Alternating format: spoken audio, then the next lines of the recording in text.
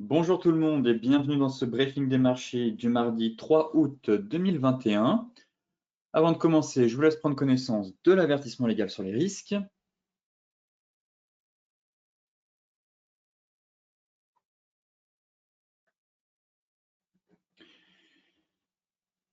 Et donc tout de suite, direction les marchés avec une séance encore une fois animée toujours par les résultats d'entreprise.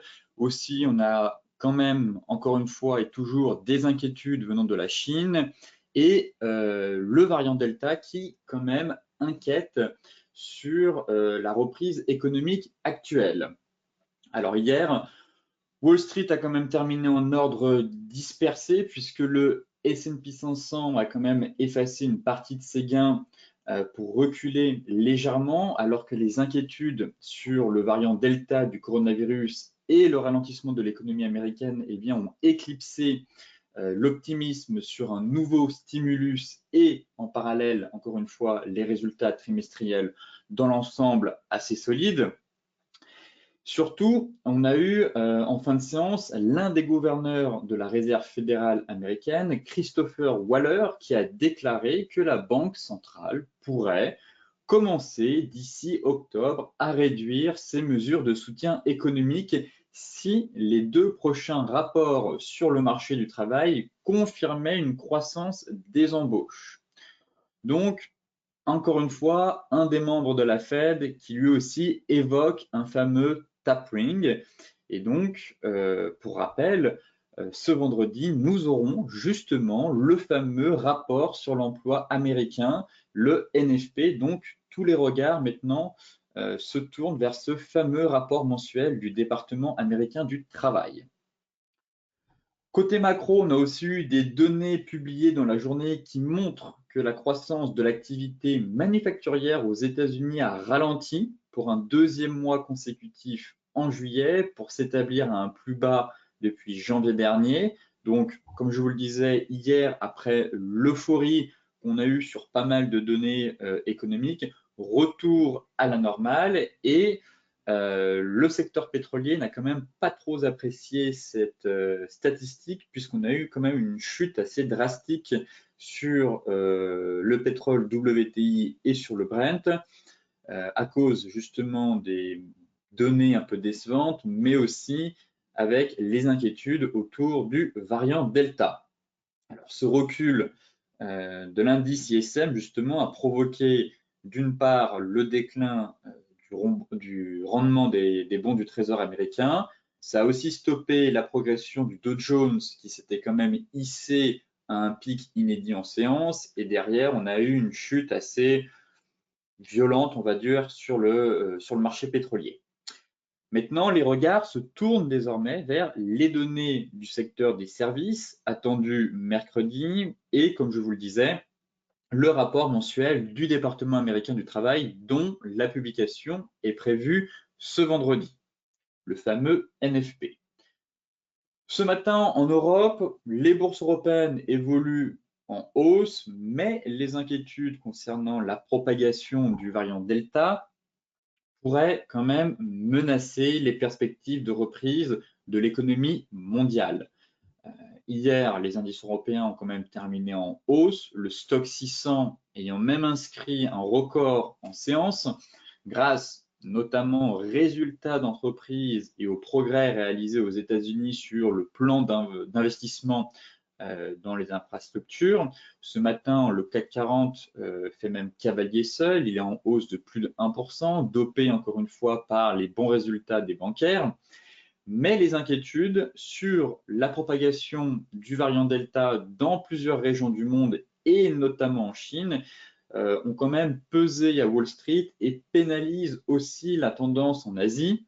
Par ailleurs, on a les valeurs chinoises des secteurs des semi-conducteurs et des jeux vidéo qui ont aussi chuté mardi en Asie sur des craintes, encore une fois, de régulation par Pékin, alimentant les inquiétudes autour d'un renforcement en fait de la réglementation qui a déjà touché plusieurs domaines comme celui de l'éducation. Donc actuellement, on a le marché chinois qui tangue un peu, même beaucoup, et Pékin qui continue à mettre des tours de vis autour de la régulation et de la réglementation de certains secteurs.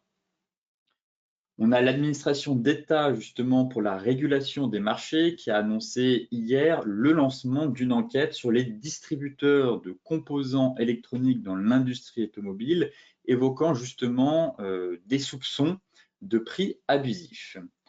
Enfin, bien que le marché soit entré dans sa traditionnelle période, on va dire, de torpeur du mois d'août, les opérateurs de marché restent présents et ne manqueront pas de suivre attentivement les rendez-vous importants de la semaine, tels que l'enquête du cabinet ADP sur l'emploi aux États-Unis mercredi, le rapport sur l'emploi américain, le NFP, qui sera publié ce vendredi, sans oublier aussi la réunion de la Banque d'Angleterre jeudi. Donc on a quand même une semaine assez chargée, que ce soit en données macro ou microéconomiques.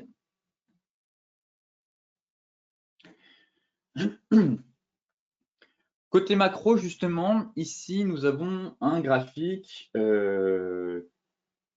qui représente tout simplement les différentes phases de bull market depuis maintenant plusieurs décennies. Et on constate que le marché haussier actuel, donc c'est celui-ci en bleu, depuis mars 2020 à aujourd'hui, donc ce marché actuel a environ 16 mois et il a progressé de quasiment 100% depuis le creux du mois de mars 2020. Donc, pour être précis, 97%. Et en fait, on se rend compte qu'il pourrait très bien être le marché haussier le plus rapide à doubler. On a quasiment doublé, il ne manque pas grand-chose. Le précédent marché haussier le plus rapide était justement celui de 2009, en vert ici, mars 2009 à février 2020. Il a mis en un peu plus de 2 ans. On avait quand même mis un peu plus de 2 ans pour doubler. Là, en seulement 16 mois, le marché a quasiment doublé. Pour information, juste pour mettre les choses en perspective, le marché haussier moyen prend environ, si on prend en moyenne les précédentes périodes, le marché haussier moyen prend environ 4,5 ans pour doubler.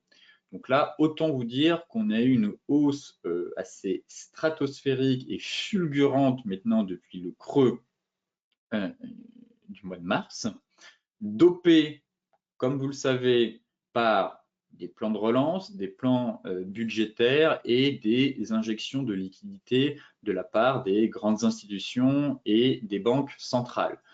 De ce fait, avec autant de liquidités, cela explique une telle hausse sur les marchés financiers actuellement.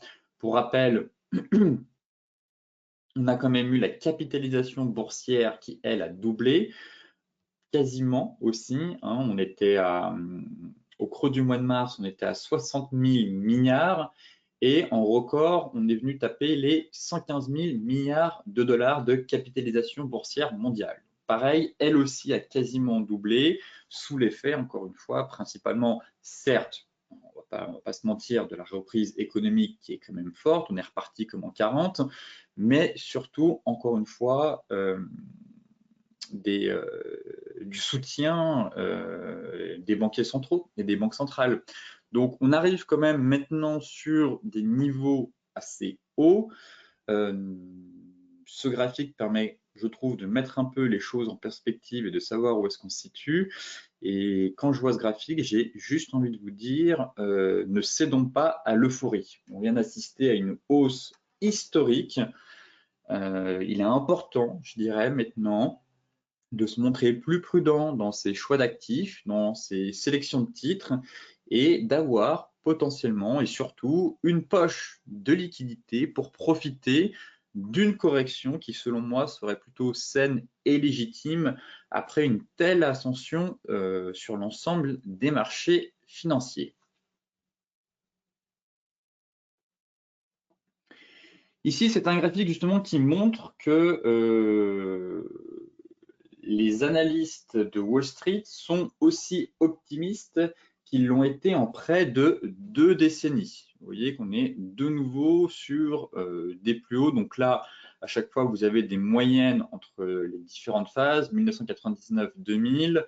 Actuellement, on se situe aux alentours de 60, et là, c'était la moyenne entre 2003 et 2009 et entre 2010 et 2021. Donc, les analystes sont assez optimistes dans le sens où on a eu une saison de résultats américains meilleurs que prévu, et cela a provoqué, si vous voulez, une avalanche de recommandations d'achat sur les actions. De ce fait, les analystes étant encore plus optimistes qu'ils ne l'ont été depuis près de 2 décennies. Et les données même de Morgan Stanley montrent que le pourcentage de recommandations d'achat a atteint son plus haut niveau en 18 ans, alors que l'indice S&P et le Nasdaq Composite ont tous deux atteint des niveaux records au cours de la semaine dernière. Donc, encore une fois, ça montre qu'on a le sentiment que tout va bien dans le meilleur des mondes, tout monte très fort et vite. Tous les voyants sont ouverts, tous les analystes sont un peu optimistes. Et comme je vous le disais précédemment, on a quand même eu un marché, on est toujours dans un marché haussier,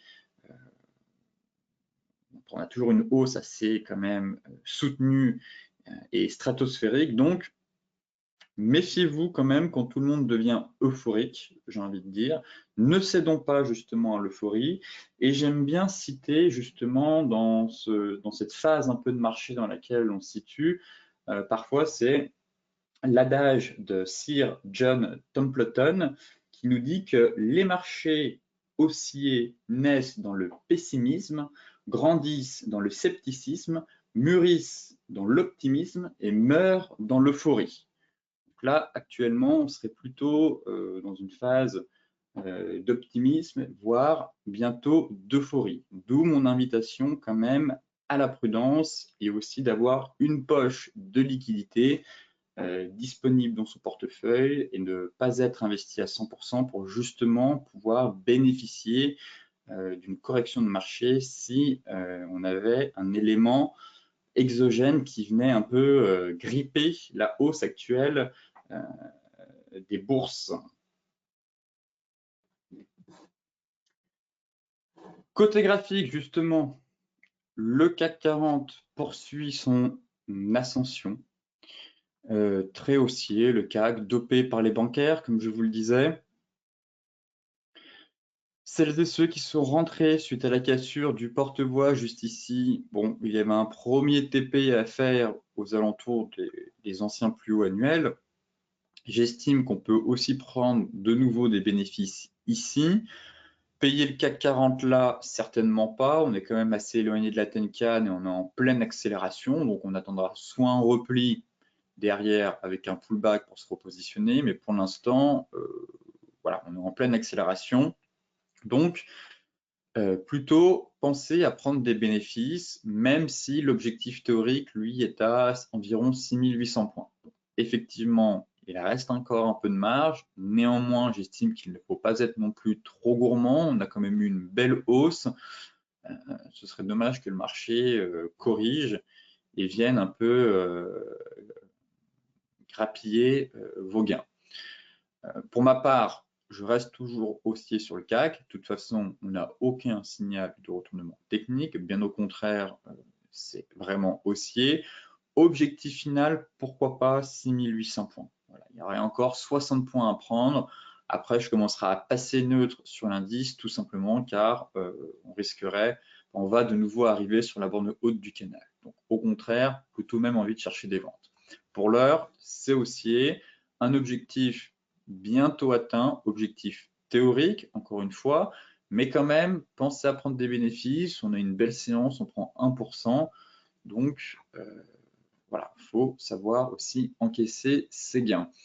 En données 4 heures, rien à dire, hein, on est soutenu par la Tenkan, toujours des plus bas, des plus hauts, de plus en plus haut. On est en pleine accélération haussière. Donc, comme je vous le disais, on va certainement pas s'amuser à payer le CAC ici. On attend soit un repli, on essaie de re-rentrer dessus. Sinon, eh bien, vous gardez un petit reliquat, vous prenez des bénéfices et vous espérez en tout cas que le marché aille chercher l'objectif final des 6800 points. Sinon, pour l'heure, ça reste extrêmement haussier. Les acheteurs gardent la main. Le flux, j'ai pas l'impression qu'il manque de carburant. On a encore des résultats d'entreprise cette semaine. Donc, si on continue sur cette embellie, en tout cas, on devrait logiquement poursuivre notre ascension.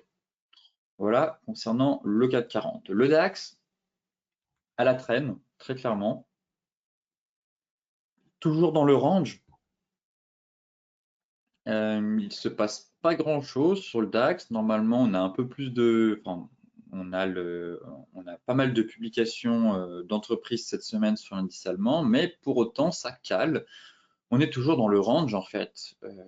Alors là, j'estime qu'on a un gros range daily, mais à court terme, pour les traders intraday, voire swing, si vous arrivez à tenir la position, il faut en fait trader le range. Très simplement, on reste toujours enfermé entre les 12 000, 15 000 pardon, 675 et à la baisse 15 470. Là, on est pile poil au milieu du range, donc j'estime qu'il n'y a absolument rien à faire. Encore une fois, soit vous attendez un retour sur la borne basse, soit la borne haute pour vendre sur signal de retournement baissier ou à l'achat sur signal de retournement haussier. Si à un moment donné vous êtes dans le bon sens, eh bien vous espérez que l'indice finisse par casser l'une des deux bornes qui devrait logiquement donner le tempo pour la suite. Étant donné qu'on est dans un range daily, bon, j'espère toujours une sortie par le haut pour aller chercher les 15 800 et revenir en fait tester tout simplement voilà, la fameuse borne haute de notre canal haussier mensuel. Et sinon, pour l'instant, c'est plutôt de l'intraday à faire sur le DAX. Le swing, un peu plus compliqué, mais il y a quand même moyen de grappiller quelques points sur le DAX en tradant tout simplement le range qu'on vient de voir en données horaires. Voilà, on a un très beau range, donc maintenant, il suffit d'attendre les niveaux clés pour se positionner et intervenir sur le marché. Le Dow Jones, pareil, toujours dans le range, on a eu une sortie par le bas hier.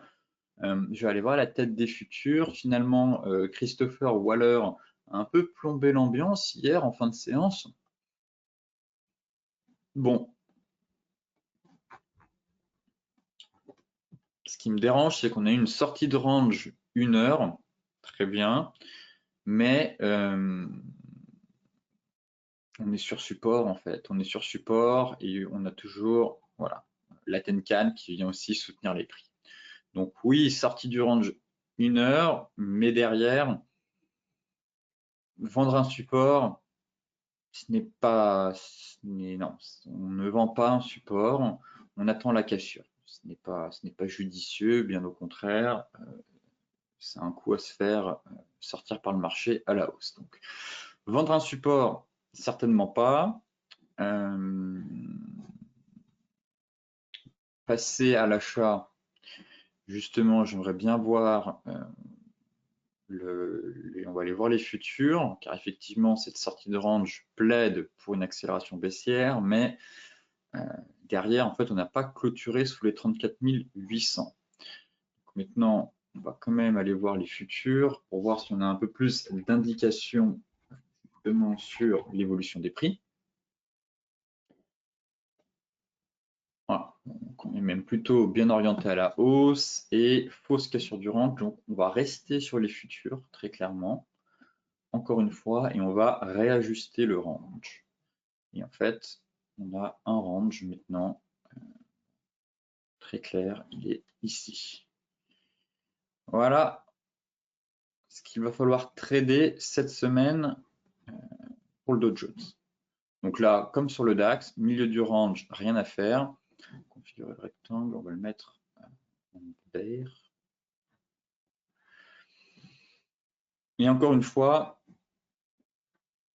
comme je vous le disais sur le cash, on avait certes enfoncé la borne basse du range horaire, mais on a un range un peu complexe étant donné qu'on a des résistances et des supports à l'intérieur du range. Normalement, les prix effectuent des belles rotations en direction des bornes opposées sans avoir trop de difficultés. Et ici, on a, rappelez-vous, déjà dû réajuster la borne haute, pareil pour la borne basse, et tracer des niveaux de zone intermédiaire à l'intérieur de ce range. Donc là, très clairement, en fait, on est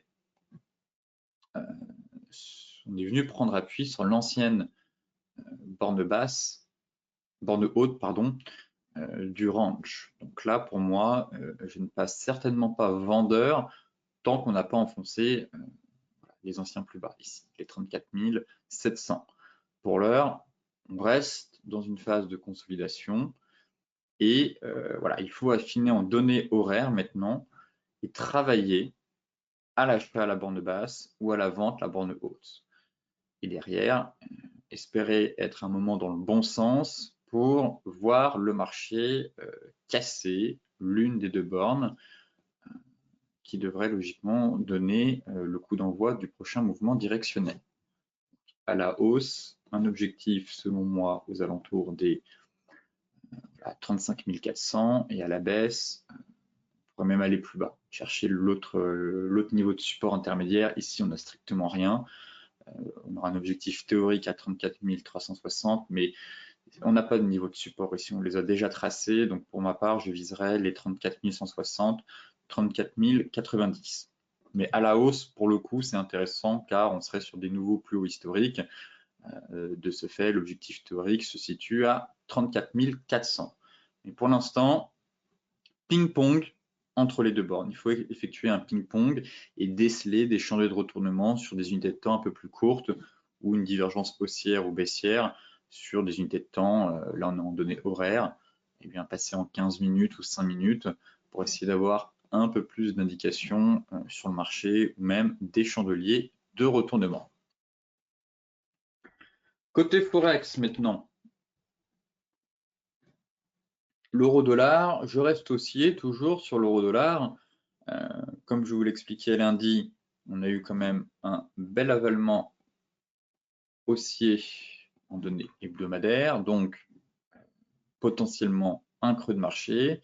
Qui plus est, sur la borne basse du range, je vise toujours cette fameuse zone 1,1964, 1,1985. Voilà, pour moi, on a un gros morceau ici. C'est l'objectif que j'ai pour cette semaine, en tout cas. Pour l'instant, ça reste haussier. On a du mal quand même à franchir les 1,1875, on passe au-dessus, en dessous, on clôture hier sous ce niveau, là ça repasse. Bon, en tout cas, on est en train quand même d'amorcer une reprise haussière. On reste au-dessus du niveau des 1,1875 pour l'instant. Prochain TP pour moi aller chercher, c'est l'1,1953. Sur excès, 1,1990 avec MM50, Kijun et Tenkan, il me semble. Si c'est bien la Kijun et la Tenkan juste au-dessus, c'est ça. Voilà le TP2 et TP3, c'est rotation complète du range vers la bande haute. Pourquoi pas prendre un TP3 ici, quand on viendra pullbacker l'ancienne borne basse du canal, et si on réintègre TP3 final à 1,2260. Mais pour l'heure, le milieu de range couplé à la MM50, Kijun et Tenkan constitue quand même un gros obstacle. Ça va être un peu la zone chaude. Donc pareil, à voir vendredi avec le NFP, si l'euro accélère et parvient à franchir ce fameux niveau clé. Mais pour l'heure, ça reste aussi en données 4 heures, un nuage qui va commencer à s'orienter à la hausse et potentiellement, voilà, bon, il n'est pas non plus, c'est pas non plus le plus beau des triangles, mais j'ai l'impression qu'on est en train de sortir par le haut d'un triangle. Donc, trade risqué, pourquoi pas tenter un achat avec un stop loss juste en dessous pour espérer une accélération. Bon, c'est pas le trade de l'année, encore une fois, le triangle n'est pas non plus génial, je trouve, dans sa structure. Mais voilà, accélération haussière, consolidation, belle bougie d'impulsion. Bon, ça sent la reprise et je vise toujours les 1,1950. Le GBP Yen, j'évoquais avec vous la semaine dernière un plan de trading sur cette paire. Concernant une épaule tête-épaule,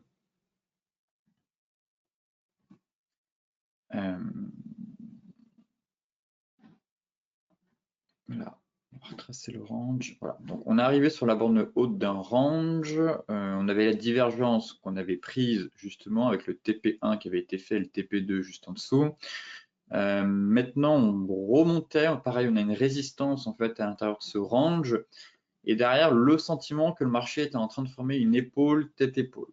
On partait du principe qu'on voulait anticiper la deuxième épaule et passer short sur cette résistance pour aller chercher de nouveau les 149,50. Maintenant, si on affine en données journalières, on se rend compte qu'on a bien cette épaule, on va enlever ça, tac, tac, cette épaule tête-épaule qu'on est en train de former, une oblique baissière, pareil, qui vient coiffer les prix ici, sous la même 50. J'aime bien les bougies qu'on a fait, les bougies qui ont été matérialisées juste ici. J'ai bien envie de passer baissier sur cette paire. Voilà. Le plan, ce serait un stop loss juste au-dessus et repartir à la baisse pour aller chercher les 149,50. Pareil, trade assez risqué, mais j'aime bien la configuration.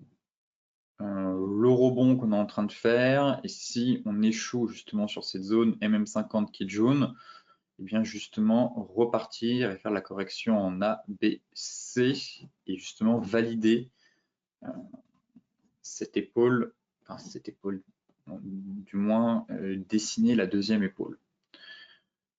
Donc là, j'ai l'impression que le marché n'a pas réussi complètement à faire sa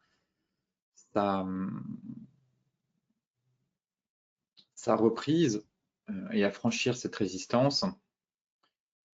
Peut-être que certains ont même anticipé la deuxième sur l'avalement ici baissier 4 heures. Pour ma part, bon là j'ai l'impression que ça se dégrade, qu'on est en train de remonter pour effectuer un peu un pullback sur les gros niveaux.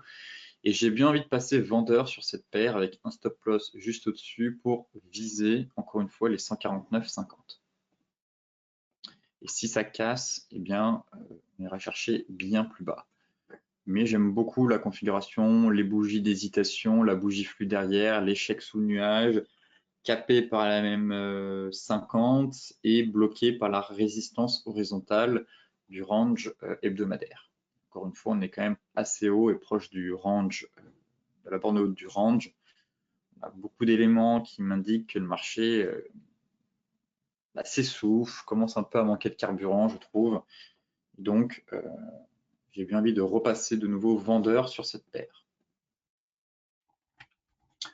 L'euro CHF. Alors, l'euro CHF, c'est la dégringolade. Je vous avais parlé d'une zone mensuelle ici à mettre à profit. Finalement, on a eu une belle bougie flux et on a eu une sortie par le bas du range. Derrière, grosse dégringolade. Oui, le flux est baissier. Néanmoins, si vous étiez vendeur, je vous invite à prendre vos bénéfices maintenant car on arrive quand même sur une grosse zone de prix. Là, potentiellement, j'anticipe. Je dis bien j'anticipe car j'ai tracé cette droite et j'essaie de reporter la parallèle à ce point-là. Donc, rien n'est sûr, il faudra un deuxième point de contact, mais j'anticipe la borne basse d'un canal baissier. On est toujours en pleine accélération baissière. Néanmoins, comme vous pouvez le voir, on est sur une grosse zone de prix située entre 1,0730, un peu plus haut même, 1,0735 et 1,0725. Voilà, on voit toutes les mèches qu'on a eues ici, l'ancien creux là, quasiment là. On est pile poil dessus. J'ai bien envie de mettre en place une stratégie à l'achat pour tenter un rebond technique. Après, c'est vrai que ça reste extrêmement baissier. Pour l'instant, il n'y a aucun signal de retournement haussier. Je parle juste d'une stratégie haussière pour jouer un rebond technique, mais encore une fois sur signal. Je ne passe pas vendeur car on est, alors oui c'est baissier, mais je ne passe pas vendeur car on est sur une zone de prix, voire même une zone hebdomadaire. Si on enfonce ce niveau, par contre, je passerai vendeur pour viser 1,07, 0,6, 70, puis 1,06, 23. Mais pour l'instant, tant qu'on est dans notre zone, un rebond technique est envisageable. Donc maintenant, ce que je vais surveiller, c'est en données 4 heures, la formation de la divergence, qui potentiellement pourrait amorcer un rebond technique. Ici, on est en train de former une divergence, donc elle n'est pas validée. Je vais attendre et surtout surveiller un peu la dynamique des prix au cours des prochains jours, mais surtout des prochaines heures, et voir si on valide cette divergence. Si la divergence est validée ou si on a un beau chandelier en données 4 heures de retournement, alors j'estime qu'il faudra passer acheteur pour aller chercher la moyenne mobile 50 et viser tout simplement un rebond technique, les 1,0790. Je ne parle pas de reprise haussière, on est dans un flux qui est quand même bien baissier. Là, je trouve qu'on a eu une grosse accélération baissière, mais voilà, on est sur zone. Vendre là, certainement pas, c'est un trop gros niveau de support. Mais en revanche, tenter sur signal technique, si la divergence derrière, là on fait le creux et qu'on remonte, se valide, alors oui, un stop loss sous les plus bas pour viser le rebond technique en direction des 1,0790. Je ne m'attends pas à une reprise haussière, mais pourquoi pas 1,0790 et au mieux 1,810. Mais le flux reste quand même extrêmement baissier, d'où mon invitation à un rebond technique et pas une reprise haussière. Et par contre, si le support ne résiste pas à la pression, enfin, cède sous la pression vendeuse plutôt, dans ce cas-là, c'est vente pour aller chercher 1,0670 et 1,0625. Voilà mon plan de trading sur l'euro CHF. Mais je pense qu'on va revenir dessus dans les prochains jours. Le gold. Bon, il ne se passe absolument rien sur le gold. On est toujours dans le range. Encore une fois, vous connaissez la stratégie, elle n'a pas changé. C'est toujours la même depuis maintenant 2 semaines. 1790, 1800, notre fameuse zone mensuelle couplée à notre Kijun. Et au-dessus, beaucoup d'obstacles. Encore une fois, la Tenkan, la MM50, donc le range. Encore une fois, rien n'a changé sur le gold depuis hier, depuis la semaine dernière, on est toujours au même stade, un range en données 4 heures. Donc là, passez votre chemin. On est au milieu du range, donc je vous invite à attendre un retour, soit sur la borne basse pour tenter des achats et de nouveau viser milieu de range, puis borne haute, et espérer cette fois-ci une accélération pour aller chercher 1850. Et derrière, c'est surtout les 1910 qui vont m'intéresser à moyen long terme. Voilà. Sinon, deuxième scénario, pour celles et ceux qui aiment quand même vendre l'or, eh bien vous attendez la borne haute, vous surveillez un chantier de retournement et tentez de nouveau une vente pour viser la borne basse. Et par contre, si on casse la borne haute, eh bien, il faudra se positionner à l'achat pour aller chercher en TP1 1850 et TP2 1910. Donc voici les différents plans à prévoir sur le gold. Mais sinon, on reste au même stade que hier et que la semaine dernière et que la semaine d'avant, dans un range de consolidation en données 4 heures. Donc, il faudra attendre la rupture pour avoir un puissant mouvement directionnel. Le Brent m'a fait mentir. Finalement, hier, j'étais pas très convaincu de l'avalement baissier. Je disais que bon, je n'étais pas convaincu. Derrière, on a quand même eu une belle chute. Effectivement, le variant Delta suscite certaines craintes. Les mauvais chiffres qui sont tombés sur l'ISM aussi. Mais pour autant, vendre là, bah, c'est pas terrible. C'est franchement pas terrible. Pas de nuages, Kijun. On est sur un gros niveau. Je suis pas à l'aise avec le pétrole actuellement. Il est, comment dire,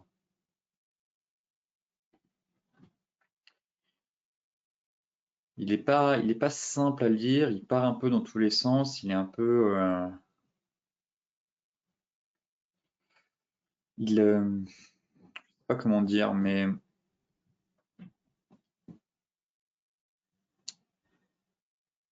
je n'ai pas envie de vendre pour autant le pétrole, mais passer à l'achat, ni de passer à l'achat. Le sentiment qu'on est dans un range, peut-être,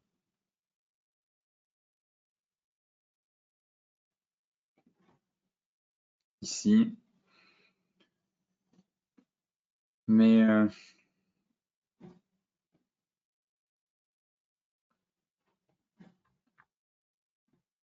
non, on reste toujours soutenu par la Tenkan en données hebdomadaires. Mais le pétrole est capricieux, on va dire. Voilà, il est capricieux et il donne du fil à retordre sur tout ça. Mais certes, on a une belle bougie flux. D'un côté, vendre là, c'est sur un support, bah, c'est pas conseillé non plus. Acheter après une telle bougie flux, c'est ça qui me dérange aussi. Donc, je préfère rester à l'écart. Et le sentiment qu'on aurait potentiellement un range. Que là, c'est ici que ça va se jouer. Et que tenter des achats, pourquoi pas, assez risqué. J'aimerais plutôt tenter soit des achats, soit des ventes sur la bande haute. Là, c'est un niveau qui me dérange moins, mais ici, après la bougie flux qu'on vient d'avoir, un peu compliqué. Mais je ne passe pas vendeur pour autant. Par contre, je passerai vendeur si on enfonce cette zone, très clairement. Si Chikou casse sa Kijun et que les prix s'enfoncent sous les 72,45, alors oui, euh, je passerai vendeur pour aller chercher les 70 $.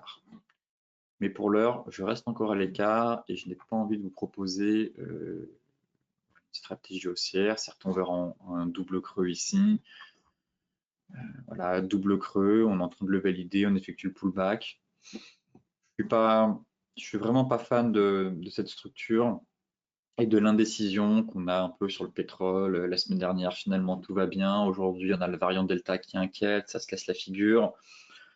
Euh, des marchés qui ne savent vraiment pas en fait comment se situer et soit qui sont un peu trop optimistes et qui nous entament un puissant rebond et derrière on parle du variant Delta et boum, grosse inquiétude, on perd -3 alors que ça fait maintenant des semaines et des semaines que le variant Delta est là. Donc voilà pourquoi le pétrole, je le trouve pas évident à trader en ce moment et je préfère m'abstenir. Pareil pour le light, en fait, le light, on a un beau chandelier, effectivement, on a même gapé, on a fait un bel avalement baissier, mais encore une fois, en fait, c'est vendre un support. On est sur un gros support, les 71,50, on est toujours soutenu par la MM50, et en dessous, on a la Kijun. Donc oui, signal technique baissier, mais c'est vendre un support, donc j'attendrai en fait la cassure. Bon, avec un peu de retard, certes, si on casse les 71, mais au moins j'ai une confirmation. Car là, je trouve que c'est trop risqué de se mettre à la vente ici, malgré l'avalement baissier, je vous l'accorde, mais c'est vendre un support en fait. Et tant qu'on est soutenu par MM50 et Kijun, le risque est trop important selon moi. Donc voilà pourquoi je suis un peu tiraillé sur le pétrole actuellement. En plus, on est sur le niveau des 50% de la dernière vague de baisse. Donc vous voyez qu'on a pas mal de niveaux sous les pieds, MM50, Kijun, niveau des 50%. Donc non, je peux pas passer vendeur. Là, on est en train de faire un avalement haussier. Voilà pourquoi j'ai envie d'anticiper un range. Mais je suis absolument pas sûr de ce scénario. Je trouve que le marché pétrolier est compliqué actuellement, mais potentiellement le range que j'anticipe, si effectivement on a un avalement haussier ici qui se confirme, alors peut-être que certains d'entre vous tenteront des achats sur ce niveau-là pour viser les 61,8 et retourner sur la bande haute, mais c'est un trade, encore une fois, risqué selon moi. Donc, je vais m'abstenir pour l'instant sur le pétrole. Je préfère vous donner des plans de trading quand j'ai de la visibilité sur le marché. Quand j'ai pas un marché qui est tiraillé entre la reprise économique un jour et à la fin de la semaine, le variant Delta inquiète et finalement on perd 3%. Donc un peu un marché schizophrène et ça, j'aime pas ça. Les crypto-monnaies maintenant avec le Bitcoin. Bon, pareil sur le BTC, c'est dommage. On a enfoncé la MM50, on réintègre le range. J'espère que vous avez pris vos bénéfices sur la borne haute pour celles et ceux qui s'étaient positionnés sur la borne basse, parce que quand même le marché a pris quasiment 30%, même plus de 30%, je pense, voilà, 40%. Donc vous avez certainement dû prendre vos bénéfices. Pour l'instant, les vendeurs sont encore présents. Hein. On n'a toujours pas entamé cette reprise haussière. Pour cela, il va falloir maintenant casser les anciens plus hauts. Ça va être les 40 250 à franchir pour espérer vraiment une accélération haussière. Et pour l'heure, des vendeurs présents sur la borne haute du range. Donc là, l'objectif, ce serait même d'aller chercher les 35 950. Effectivement, quand on affine en données 4 heures, ça se dégrade, je trouve, sur le BTC. Je verrais bien une poursuite de la baisse en direction des 38,2 pour commencer. Voilà, on a enfoncé la moyenne mobile 50, on a enfoncé le niveau des 23,6, donc prochain niveau 37 000. Deuxième niveau, le milieu de range, donc 36 000. Mais compliqué d'être aussi. Enfin, du moins là, j'ai le sentiment vraiment que des vendeurs sont présents et que c'est pas pour tout de suite qu'on va sortir par le haut du range. En tout cas, il va falloir encore se montrer patient, laisser du temps au temps. Le marché a peut-être encore besoin de consolider, de se stabiliser ou d'une news positive. Voilà, il nous faut un catalyseur haussier, une news comme on avait eu ici, qui pourrait donner un nouveau coup de fouet, un nouvel élan au BTC, un peu de peps pour vraiment casser cette borne haute sur une news. Voilà, il faut un catalyseur. Et pour l'instant, l'absence d'un catalyseur, eh bien, ça retombe, les vendeurs se manifestent, des gens prennent leurs bénéfices. Et donc, pour l'instant, à court terme, je vise 38,2 et 50. Voilà. En données horaires, bon, c'est baissier, en tout cas, des plus hauts et des plus bas de plus en plus bas. Là, on avait une divergence qui est en train de se former, mais elle n'est pas validée. Donc, tant qu'on ne repose pas au-dessus de la Kijun 1 heure, je pense que le BTC va aller chercher le niveau des 38,2 de Fibonacci. Et derrière, le milieu de range, à savoir le niveau des 50% de Fibo. Pour terminer, l'Ethereum, pareil, l'Ethereum retombe, mais la configuration reste un peu plus propre quand même. L'Ethereum pourrait corriger un peu plus. Bon, on a quand même eu 1, 2, 3, 4, 5, 6, 7, 8, 9, 10, 11, 12, 13 séances de hausse sur l'Ethereum. Bon, je m'inquiète pas trop. C'est normal qu'après une telle hausse, la crypto ait besoin de respirer. Par contre, ça reste validé en fait, à la différence du BTC, le double creux est toujours propre, toujours validé en tout cas. Effectivement, si le BTC est amené à corriger un peu plus, on viendrait faire le pullback.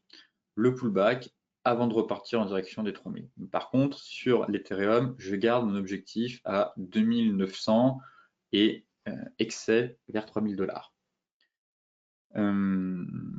Maintenant, j'aimerais bien qu'on sorte du nuage et que Chikou perce le nuage. Donc ça aussi, ce sera un deuxième point. Vous voyez que là, on s'est arrêté comme par hasard sur le haut du nuage et Chikou, pareil, est venu taper le bas du nuage. Donc derrière, ça reste quand même un obstacle. Et normalement, même si on latéralise, dans les prochains jours, on devrait avoir cette percée, en tout cas cette sortie par les prix du nuage et Chikou qui pénètre derrière le nuage.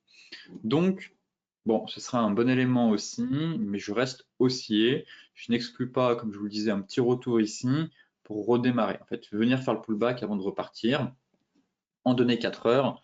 Bon, bah, pas d'inquiétude, hein, ça reste haussier, toujours. Alors oui, on est venu enfoncer la Kijun, mais bon, on a quand même la MM50. Je m'inquiète pas trop pour l'Ethereum pour l'instant. Voilà, si on veut, on peut même mettre, essayer de cadrer un peu dans un canal haussier. Ici, donc, bon, on a déjà enfoncé la Kijun, ok, on a la MM50 qui va remonter. Pour l'instant, ça tient, on a un petit niveau de support intermédiaire. Je reste aussi sur l'Ethereum. Je ne change pas mon fusil d'épaule pour le coup. Autant le BTC, je trouve que on a réintégré le range, donc forcément les vendeurs prennent l'ascendant psychologique. Mais autant sur l'Ethereum, ça reste très propre. On reste toujours au sein d'un W, d'un double creux, et en train de repartir en direction des prochaines résistances. Donc un repli jusqu'à la MM50, pourquoi pas, mais je reste haussier et je table toujours sur un objectif final aux alentours de 2900 voire 3000 $. Sur ce briefing des marchés touche à sa fin. Comme d'habitude, je vous souhaite une excellente journée, de très bons trades, soyez prudents et on se retrouve donc demain pour faire un nouveau point complet sur la planète finance.